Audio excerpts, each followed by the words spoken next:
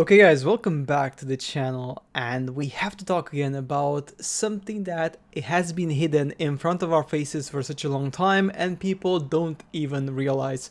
What you have in front of you are megaliths, which were found in Shoria in Siberia, in the forests of Siberia, in the south of Siberia, and these megaliths are actually gigantic.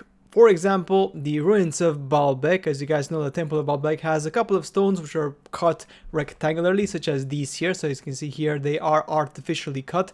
They are not formed naturally. Okay, this doesn't happen just out of nowhere in the middle of nowhere in the forest, okay, in the mountains. It just does not happen. Also, look at this. I mean, they're literally put on top of the other.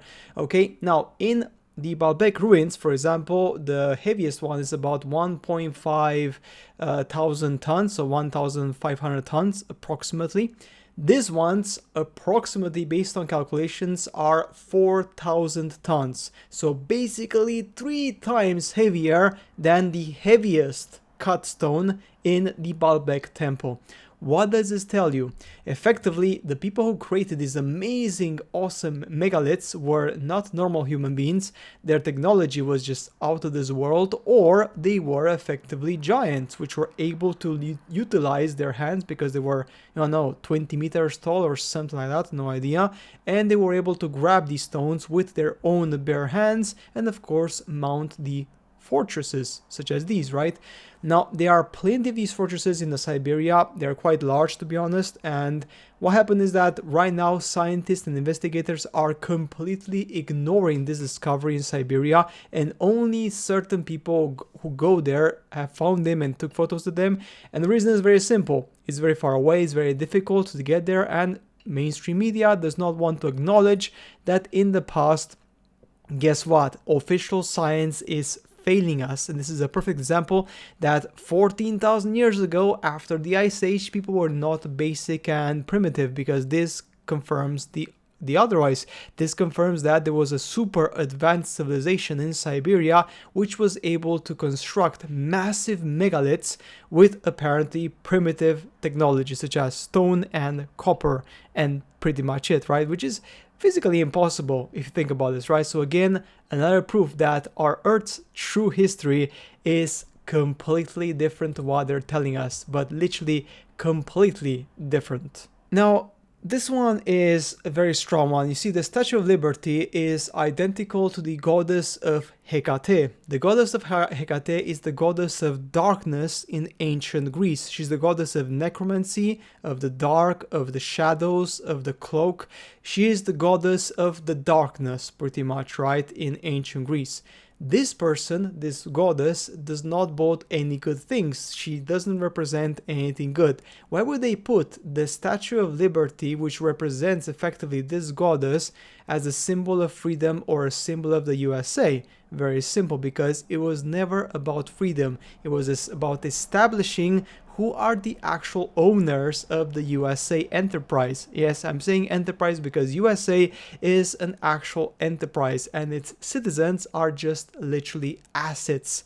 That's why they're doing with what they're doing with the country, because literally people who are born in America are no more than effectively digits, numbers, barcodes. That is literally it. USA is a corporation, all right, and everything that happens in USA is part of the corporation. So these people are literally manipulating, and this is a clear proof on why. I mean, remember guys, symbolism is very important in ancient organizations, ancient cultures.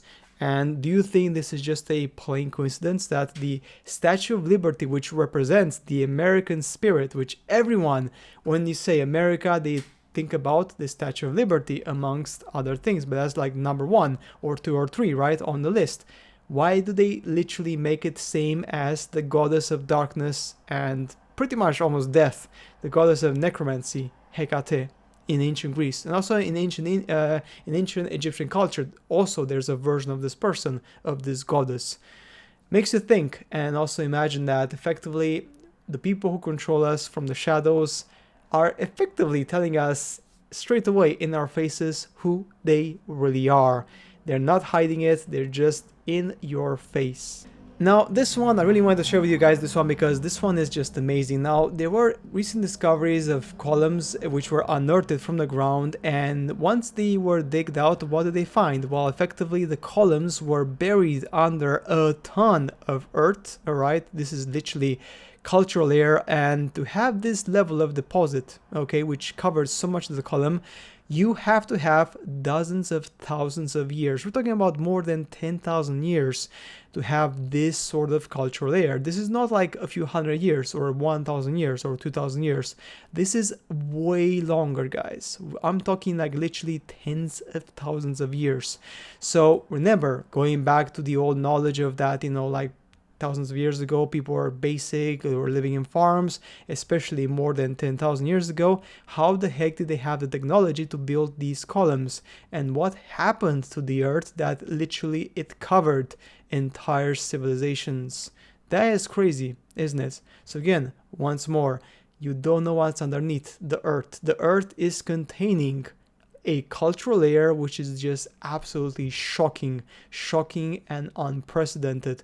The problem is that modern archaeology, of course, refuses to investigate this because it would change the paradigm of history, and many things that we learn in school would be very different if they would talk about these things and about the cultures which are underneath, about this, the history, about so many discoveries, so many artifacts which are completely ignored from the mainstream media, even to this date. I mean, in Africa, they discovered artifacts which are literally close to 1,000,000 years old, which are artificially made. Nobody is talking about them at all because it's highly controversial, and of course, it goes against the theory of evolution. And I say theory because it's a theory. It was never proven to be correct. That's why in India, for example, in the education system, they've actually dropped the theory of evolution from part of the curriculum because it's an unproven theory and it's becoming even more obsolete by the day. And this is just one more example of that ridiculous theory. Guys, insane and amazing. So that's it, guys, for today's video. As always, make sure to subscribe to the channel, leave a like, and see you in the next upload.